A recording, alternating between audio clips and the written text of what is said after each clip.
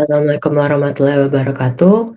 Perkenalkan, nama saya Muhammad Lutfi Nama dengan NPM 22068168853. Pada kesempatan kali ini, saya akan mempresentasikan hasil kerja saya pada tugas 1 komunikasi nirkabel dengan judul Mekanisme Pengiriman Data WhatsApp dengan study case, yakni adalah transmisi teks, suara, dan media lintas negara.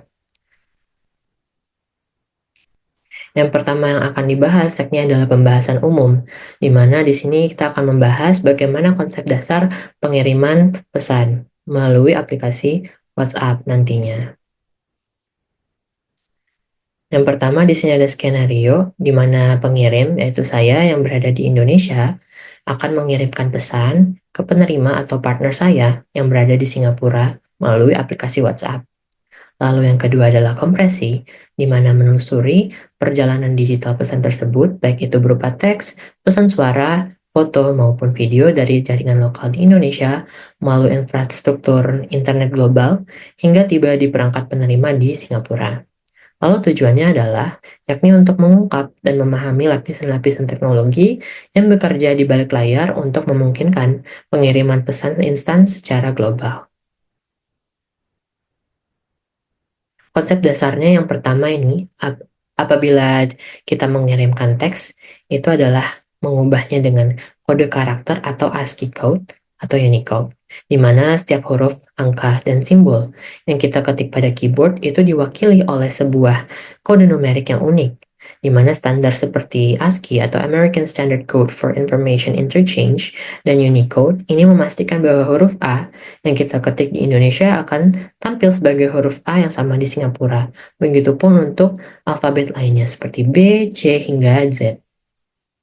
Lalu yang kedua, apabila kita mengirimkan pesan suara, di mana pesan suara ini yang pertama adalah sampel digital atau sampling, yakni gelombang suara analog, yaitu gelombang yang kontinu dari suara kita itu akan ditangkap oleh mikrofon. Sebuah komponen bernama analog to digital converter atau ADC, ini kemudian akan mencicipi atau mensampling gelombang ini ribuan kali per detik mengukur amplitudonya.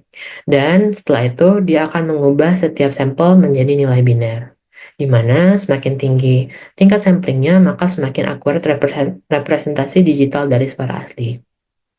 Lalu apabila kita mengirimkan pesan berupa gambar atau video, yang pertama dilakukan adalah petapixel atau pixel mapping, di mana gambar ini dipecah menjadi ribuan atau jutaan titik kecil yang disebut pixel, di mana setiap pixel ini diberi kode biner yang merepresentasikan warnanya, misalnya melalui model warna RGB atau red, green, and blue. Nah, untuk video, pada dasarnya adalah serangkaian gambar atau frame yang ditampilkan secara berurutan dengan cepat atau yang biasa kita sebut dengan FPS, frame per second. Lalu ditambah dengan data audio yang juga ini perlu didigitalisasi. Lalu, apa yang akan terjadi saat kita menekan tombol kirim atau send pada WhatsApp? Yang pertama ini adalah input dan digitalisasi, di mana saat kita mengetik, merekam suara, atau memilih media, ponsel kita itu akan secara aktif melakukan proses digitalisasi yang dimana pada konten tersebut kini berada di memori ponsel kita sebagai file data yang biner. Lalu yang kedua adalah dengan dikompresi, di mana file digital ini terutama untuk gambar, suara, dan video itu filenya bisa berukuran sangat besar. Maka untuk efisiensinya data ini perlu dikompresi, di mana untuk dikompresi ini dia dapat mengurangi latensi juga saat pengiriman file data digitalnya, yakni berupa gambar, suara, atau video.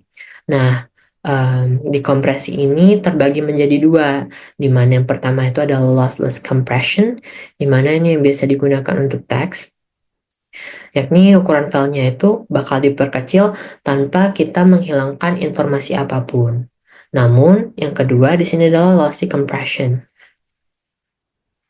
di mana lossy compression ini biasa atau umum digunakan untuk mengkompresi data suara, gambar, ataupun video. di mana ukuran file ini akan diperkecil secara signifikan dengan menghilangkan beberapa detail yang dianggap tidak terlalu penting bagi telinga atau mata manusia. Nah, di sini maka sebabnya itu adalah gambar yang sering kita kirim via WhatsApp itu seringkali memiliki kualitas sedikit lebih rendah dari aslinya. Lalu WhatsApp ini menggunakan kodek audio seperti Opus yang sangat efisien untuk mengkompresi suara. Lalu di sini adalah enkripsi end-to-end atau E2EE, di mana sebelum data dikirim, pesan kita itu dikunci terlebih dahulu menggunakan protokol enkripsi canggih. Di mana prosesnya itu apabila kita analogikan, itu seperti pesan kita itu dimasukkan ke dalam brankas digital, di mana hanya perangkat kita yang memiliki kunci untuk mengunci ataupun enkripsinya, dan hanya perangkat penerima yang memiliki kunci untuk membuka atau yang bisa disebut dekripsi. Nah, bahkan server WhatsApp sendiri itu yang hanya meneruskan pesan ini, dia nggak bisa melihat apa isi pesan kita yang akan kita kirim ke penerima. Lalu, bagaimana proses kita mengirim pesan suara? Yang pertama itu kita perlu melakukan perekaman. Nah, mikrofon di sini yang ada pada ponsel atau di laptop kita itu berfungsi sebagai transducer yang mengubah energi gelombang suara dari suara kita menjadi sinyal listrik analog. Lalu kita melakukan konversi analog ke digital, yaitu ADC, di mana chip ADC ini pasti sudah ada di dalam laptop dan juga di HP yang kita gunakan sehari-hari. Di mana chip ADC yang di dalam ponsel kita ini akan mengambil sinyal listrik analog tersebut dan mengubahnya menjadi aliran data biner yang dapat dipahami oleh prosesor pada ponsel. Lalu dilakukan kompresi dan enkripsi, di mana perangkat lunak WhatsApp ini atau software WhatsApp itu mengambil data suara digital secara raw atau mentah. Yang pertama, data ini dikompresi menggunakan codec Opus untuk mengurangi ukuran file secara drastis sambil mempertahankan kejernihan suara. Lalu yang kedua, file suara yang sudah dikompresi ini kemudian dienkripsi lagi menggunakan sinyal protokol yang membuatnya aman dari penyadapan. Lalu setelahnya itu akan siap dikirim, di mana hasil akhirnya adalah sebuah paket data kecil dan aman yang siap dikirim melalui internet. Lalu kita move on ke bagian study case, di mana di sini kita akan membahas apa sih yang sebenarnya terjadi saat kita mengirim pesan WhatsApp ke luar negeri. Untuk case di sini, ini pengirim, ini saya, itu berada di Indonesia dan penerima itu berada di Singapura. Yang perlu kita ketahui, bagaimana perjalanan data dari Indonesia ke Singapura. Yang pertama kali kita perlukan yakni adalah koneksi internet dan jaringan operator lokal. Paket data yang terenkripsi ini dikirim dari ponsel melalui koneksi Wi-Fi ke router atau melalui sinyal radio ke menara BTS. BTS sendiri ini adalah Base Transceiver Station yang terdekat jika menggunakan data seluler. Tapi kalau kita pakai Wi-Fi juga bisa. Dari sana, data ini akan memasuki jaringan inti pada operator telekomunikasi kita yang berada di Indonesia, yang terdekat oleh kita, di mana pengirimnya sini adalah di Indonesia. Yakni contoh untuk providernya itu seperti Telkomsel, Indosat, Mentari, IM3, dan lain-lainnya. Lalu, yang kedua di sini adalah menuju server WhatsApp, di mana jaringan operator di sini akan merutukan paket data kita melalui serangkaian router dan switch menuju server WhatsApp terdekat. Server ini dia itu punya fungsi seperti kantor pos, jadi ia tidak akan membuka surat karena terenkripsi, tetapi hanya bisa membaca alamat tujuan di amplop itu untuk mengetahui kemana harus meneruskannya, gitu analoginya. Terus yang ketiga di sini adalah perjalanan inti, yakni yang biasanya kita ketahui itu melalui kabel bawah laut. Nah, untuk perjalanan dari Indonesia ke Singapura, rute yang paling efisien adalah melalui jaringan kabel fiber optik yang bawah laut. Nah, kabel ini tuh membentang di dasar laut dan mampu mentransmisikan data dalam jumlah besar dengan kecepatan mendekati kecepatan cahaya. Nah, paket data kita ini nantinya dikonversi menjadi pulsa cahaya dan melesat melalui kabel. Lalu setelahnya pesan ini akan tiba di Singapura. Setelah tiba di landing point kabel di Singapura, maka pulsa cahaya ini diubah kembali menjadi data listrik. Nah, data tersebut kemudian masuk ke jaringan operator lokal di Singapura yang akan mengarahkannya ke menara BTS atau jaringan Wi-Fi yang terhubung dengan ponsel partner kita. Nah, selanjutnya, apa sih yang perlu kita ketahui di sini adalah apa yang terjadi saat pesan kita telah terkirim ke penerima yang berada di Singapura. Yang pertama di sini adalah penerimaan data dan notifikasi. Ponsel partner kita itu akan menerima paket data yang terenkripsi yang masuk. Sistem operasi ponsel ini kemudian memberitahu aplikasi WhatsApp bahwa ada pesan baru, yang dimana di sini dia akan memicu notifikasi yang kita lihat di layar.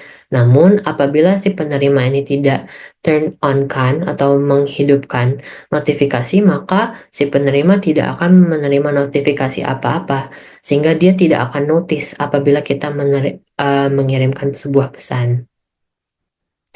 Lalu, di sini ada deskripsi, di mana aplikasi WhatsApp di ponsel penerima itu menggunakan kunci private yang tersimpan aman di perangkatnya untuk membuka berangkas digital yang dianalogikan sebelumnya. Nah, proses ini itu mengubah data terenkripsi yang tidak dapat dibaca tadi itu sehingga bisa dapat dibaca kembali menjadi data biner asli, yaitu berupa file suara yang terkompresi. Dan yang ketiga di sini ada dilakukan dekompresi, di mana file data biner tersebut nantinya akan didekompresi, di mana hal ini akan mengembalikannya ke ukuran dan format aslinya agar dapat diproses lebih lanjut oleh si ponsel. Nah, nantinya di sini akan menghasilkan output atau reproduksi informasi. Apabila kita mengirimkan pesan suara, maka data suara ini dikirim ke digital to analog converter di AC yang sebelumnya itu diubah dulu dari ADC, yakni analog to digital converter. Di sini diubah lagi menggunakan digital to analog converter agar pesan ini dapat terdengar, dapat diakses juga oleh penerima, di mana sebuah chip ini akan melakukan kebalikan ADC. Lalu ada teks dan gambar atau video, di mana data yang sudah didekripsi dan dikompresi ini langsung dirender dan ditampilkan di layar ponsel. Berikut adalah referensi yang saya gunakan untuk mengerjakan tugas. Sekian dari saya. Terima kasih. Wassalamualaikum warahmatullahi wabarakatuh.